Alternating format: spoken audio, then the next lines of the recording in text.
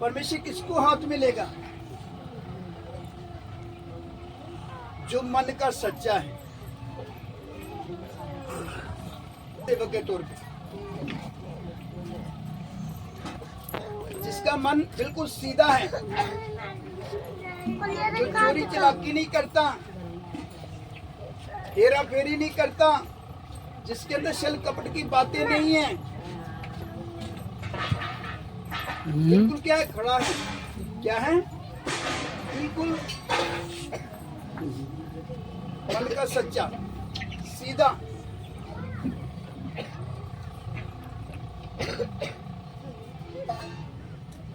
तो कलीसिया बोले तो किसी सेवक की क्या है, प्रॉपर्टी नहीं है।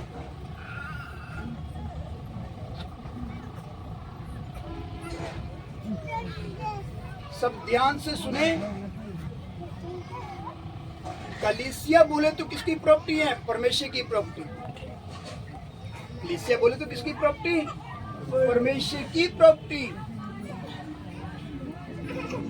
कलीसिया के लिए खून किसने दिया? यीशु मसीह ने दिया। प्राण किसने दिया? यीशु मसीह ने दिया। इसलिए हमें गंभीर रहना है। कलीसिया बोले तो जिसको यीशु मसीह ने कलीसिया का नाम दिया है,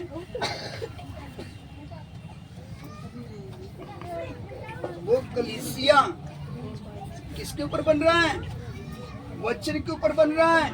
वचन चट्टान है। हम सबने किसके ऊपर लगना है? इस वचन के ऊपर लगना है। वचन चट्टान है। वचन बोले तो कौन है? खुद परमेश्वर है। वचन बोले तो खुद प्रभु यीशु मसीह है, जो देहधारी होकर आया। कलीसिया किसके ऊपर लगती है? किसके ऊपर बन रहा है? यीशु मसीह के ऊपर, वचन के ऊपर।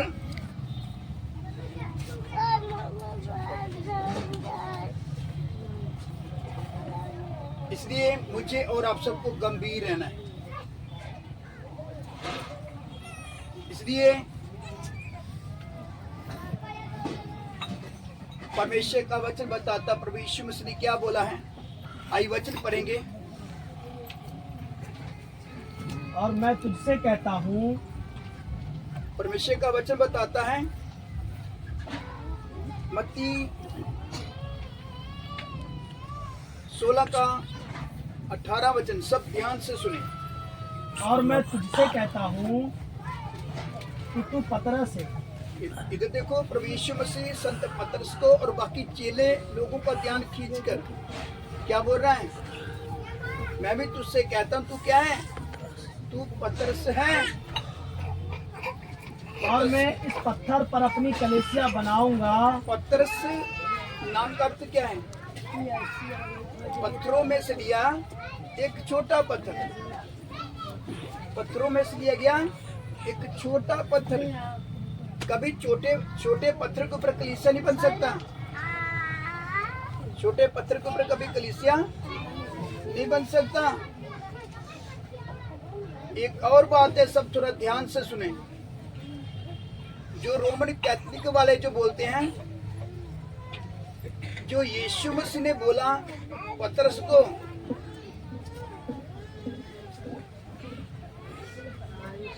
तो कलीसिया पतरस के ऊपर बन रहा है। तो कलीसिया पतरस के ऊपर बना है। रोमन कैथोलिक वाले बोलते हैं। मगर देखा जाए वो अपने को क्या बोलते हैं? कहते पतरस का जो गद्दी है ना, वो हमें मिला है। रोमन कैथोलिक वाले क्या बोलते हैं? पतरस का जो गद्दी है ना, वो हमें मिला है। तो यीशु मसीह ने पतरस के ऊपर कलीसिया बनाया ही नहीं। कलीसिया किसी मनुष्य के ऊपर नहीं बन रहा, किसी पास्टर के ऊपर नहीं बन रहा।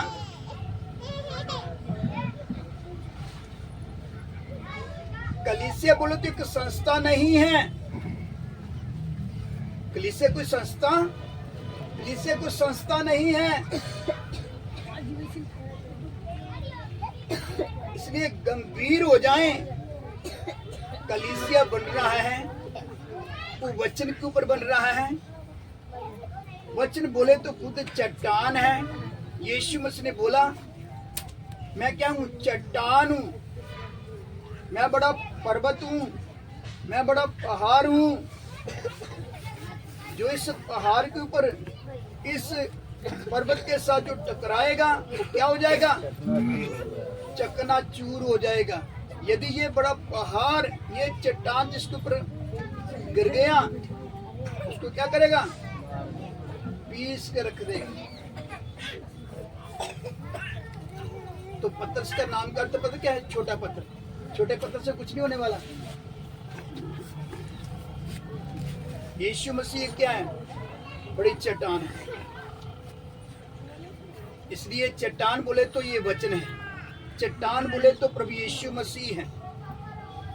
तो हमारा बुनियाद, जो कलीसिया का बुनियाद, जो कलीसिया का जो बुनियाद है, कलीसिया का जो नींव पत्थर है, वो कौन है? प्रभु यीशु मसीह। कलीसिया का बुनियाद, कलीसिया का नींव पत्थर वो स्वयं कौन है? प्रभु यीशु मसीह। प्रभु यीशु मसीह कलीसिया बना रहा है। इसलिए मुझे और आप सबको गंभीर होना है। कलीसिया वचन के अनुसार बन रहा है, कलीसिया वचन में बन रहा है, कलीसिया यीशु मसीह के ऊपर बन रहा है। इसलिए प्रभु यीशु मसीह ने क्या बोला? मैं अपनी कलीसिया बनाऊंगा और अंध लोग के फाटक उस पर प्रबल नहीं बनेंगे। अंध लोग के फाटक उस पर प्रबल नहीं पड़ेंगे।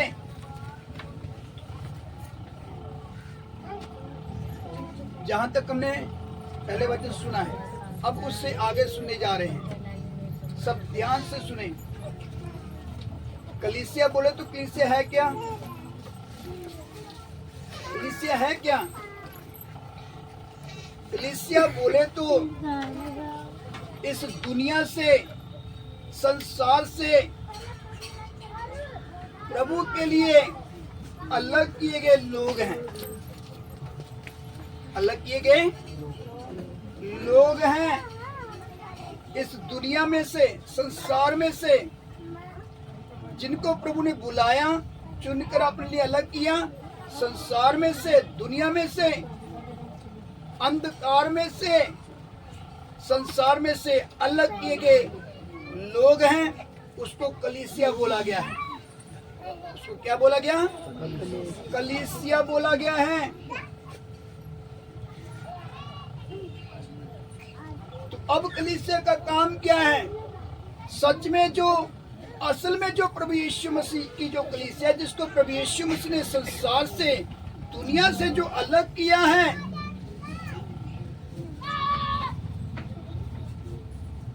वे अलगदाई में रहने वाले लोग हैं। इसमें रहने वाले, अलगदाई में रहने वाले लोग हैं। वे संसार के साथ समझौता नहीं करते, दुनिया के साथ मिलजुल कर नहीं चलते। दुनिया के आगे, संसार के आगे, संसार के लोगों के आगे हाथ फैलाने वाले लोग नहीं हैं।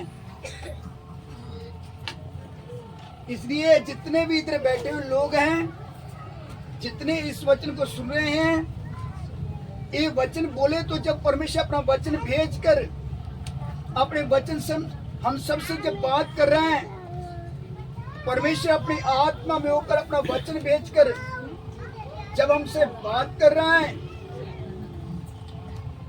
ये परमेश्वर की आवाज है, किसी मनुष्य का आवाज नहीं, हमारा बनाने वाले का, हमारे सृष्टिकर्ता का जीवित परमेश्वर का आवाज है, जो प्रतिदिन हमें श्वास देकर चला रहा है।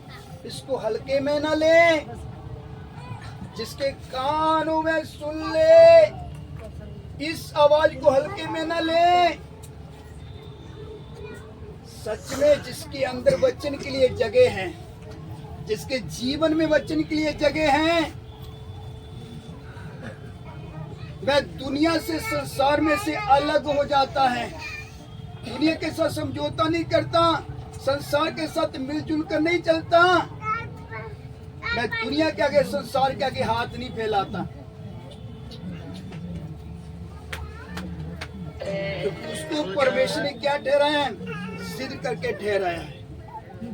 मैं धूम बनकर नहीं रह जाता। धूम समझते ना, पूछ बनकर नहीं रहता, उसको प्रभु ने सिर करके ठहराया है। इसके साथ जुड़ा हुआ है, प्रभु यीशु मसीह के साथ जुड़ा हुआ है। तो जब हम प्रभु यीशु मसीह के साथ जुड़े हैं, यीशु मसीह में लगे हुए हैं, यीशु मसीह जब कलीसिया को बनाने वाला, जब हम वचन के ऊपर लगे हैं, जब उसकी आवाज को सुनते हैं, जो परमेश्वर का वचन उसकी आवाज है, तो जिसके कानों में सुन ले कि परमेश्वर का आत्मा इस समय इधर बैठे हुए लोगों से क्या बात कर रहा है, जिसके कानों में सुन ले, परमेश्वर का वचन बताता है उसका जीवन कैसा होता है, वो कैसे रहता है। आइए वचन में से पढ़ेंगे।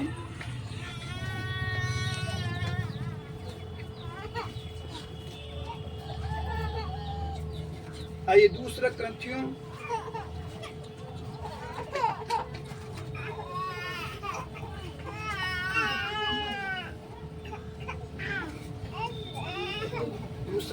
उसका 6 अध्याय उसका 14 वचन से परमेश्वर का वचन पढ़ना शुरू करते हैं।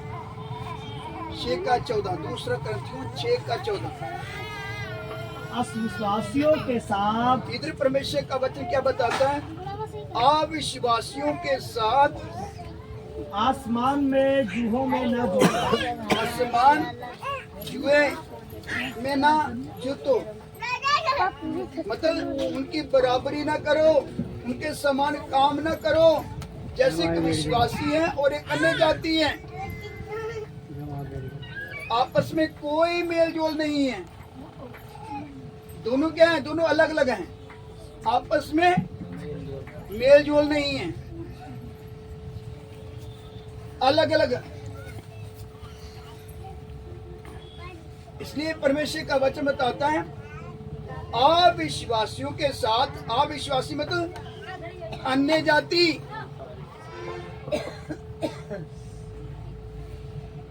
अन्य जाति लोगों के साथ विश्वासी का कोई मेल जोल नहीं है। इसलिए परमेश्वर का वचन क्या बताता है? अविश्वासियों के साथ असमान जुए में ना जूतो, क्योंकि धार्मिकता और अधर्म का क्या मेल जोल, और अधर्म का क्या मेल जोल, या ज्योति और अंधकार की क्या संगति। मतलब एक ज्योति है, एक अंधकार अंधेरा है, आपस में दोनों का कोई मेल जोल नहीं है। जी आगे। और मसीह का बलियाल के साथ क्या लगाव, मतलब जैसे मसीह लोग हैं, मसीह और शैतान बलियाल, उसके साथ क्या लगाव, क्या लगाव है? आपस में कोई लगाव नहीं है। या गंभीर हो जाए, आगे पढ़े।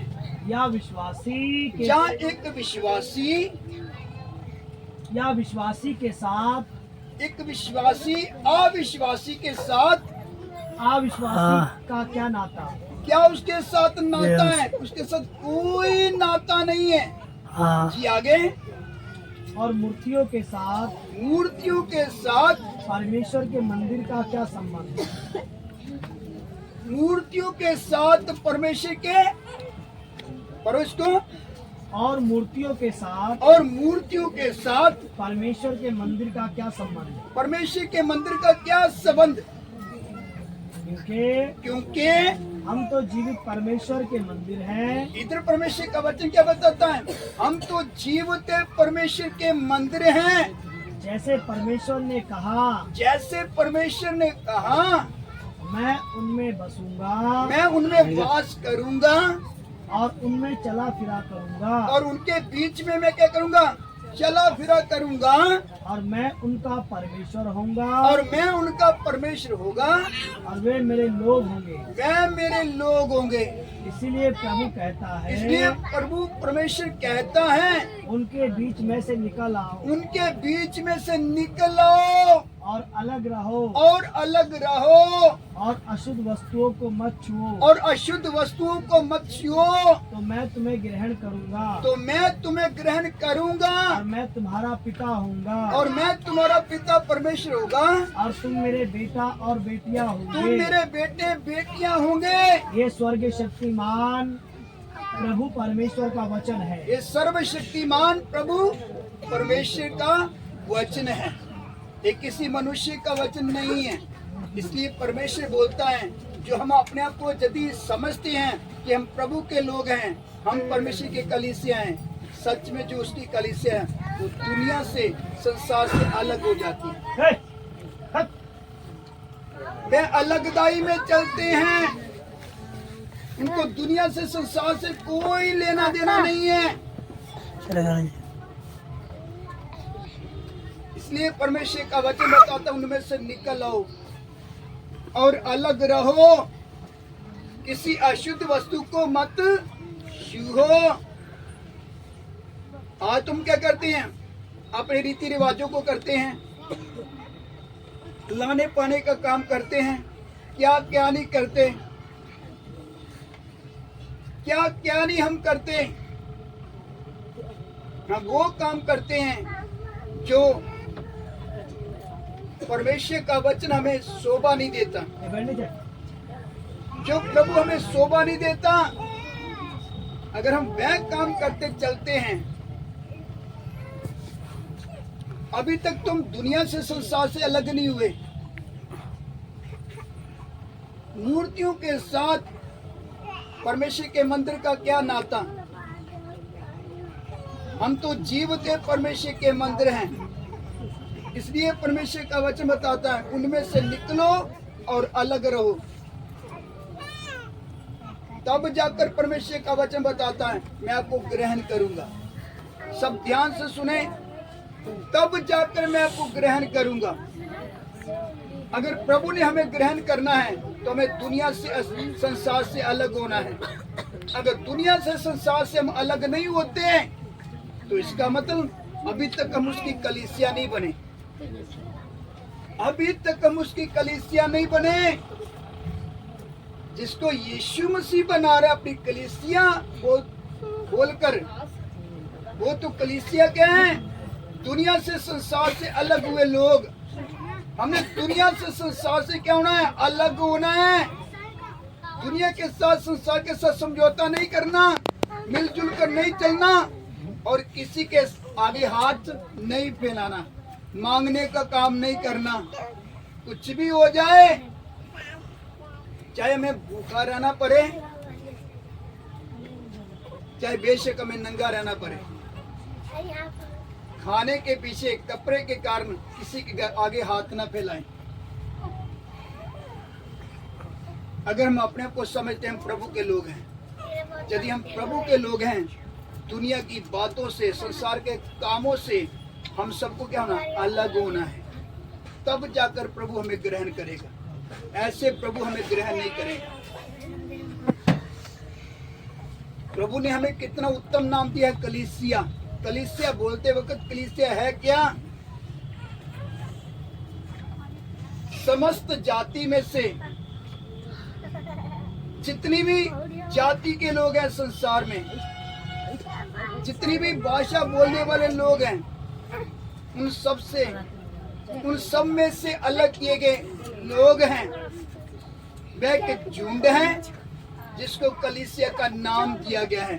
तो कलीसिया को बनाने वाला कौन है? खुद सर्वशक्तिमान प्रभु यीशु मसीह बना रहा है अपनी कलीसिया को। जिसको प्रभु यीशु मसीह बना रहा है उसको दुनिया से, संसार से कोई लेना देना नहीं है। मैं दुनिया से, संसार से अलग किए गए लोग हैं। इसलिए मुझे और आप सबको गंभीर होना है। संसार के साथ हमने क्या करना है? मिलजुल कर नहीं चलना। हमारा जीवन इस वचन के आधार पे होना है। हमारा सबका जीवन इस वचन के आधार पर होना है, तब जाकर हम परमेश्वर की, प्रभु यीशु मसीह की कलीसिया कहलाएंगे। तो जो यीशु मसीह की कलीसिया कहलाती है, जिसको यीशु मसीह बना रहा है, उसके ऊपर अंधलोक के फाटक प्रबल कभी नहीं पड़ेंगे। अंधलोक के फाटक कभी प्रबल नहीं पड़ेंगे। हर ताकत कलीसिया के आगे झुक जाती है, हर ताकत झुक जाती है, हर ताकत कलीसिया के आगे घुटना टेकती है, क्योंकि कलीसिया के अंदर वास करने वाला, कलीसिया को बनाने वाला वो कौन है? सर्वशक्तिमान प्रभु यीशु मसीह है। परमेश्वर अपने लोगों के साथ होकर चलता है। हालेलुया। परमेश्वर अपने लोगों के साथ होकर चलता है।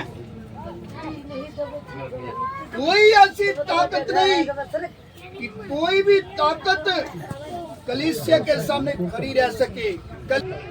जहां तक कि शैतान और शैतान की पूरी सेना भी आ जाएगी कलीसिया के विरुद्ध में, शैतान और शैतान की सारी सेना को क्या करना पड़ेगा? घुटना टेकना पड़ेगा, घुटना टेकना पड़ेगा। क्योंकि जिसको प्रभु यीशु मसीह कलीसिया बोलकर बना रहा है, उस कलीसिया के ऊपर कोई अंधकार की ताकत प्रबल नहीं पड़ सकती।